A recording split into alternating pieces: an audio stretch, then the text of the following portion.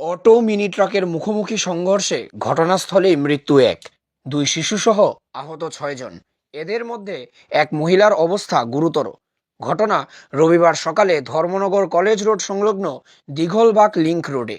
জানা গেছে, TR05G1812 নম্বরের মিনি ট্রাকের সাথে TR05A2118 নম্বরের একটি ইলেকট্রিক অটোর সঙ্গে মুখোমুখি সংঘর্ষ বাধে।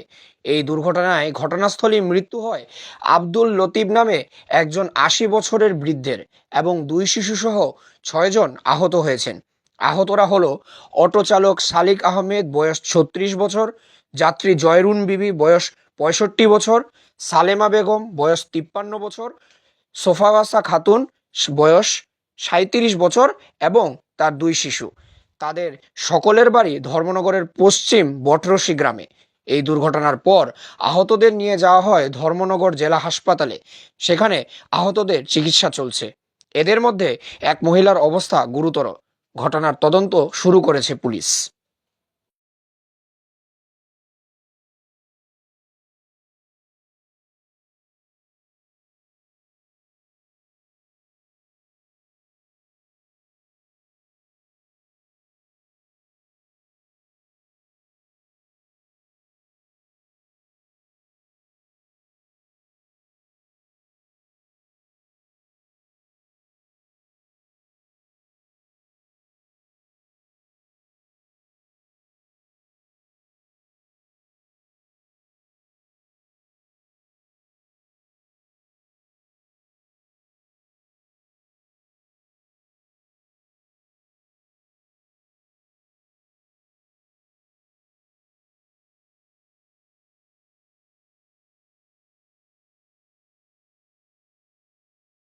ব্যুরো রিপোর্ট, প্রতিদিন ত্রিপুরা।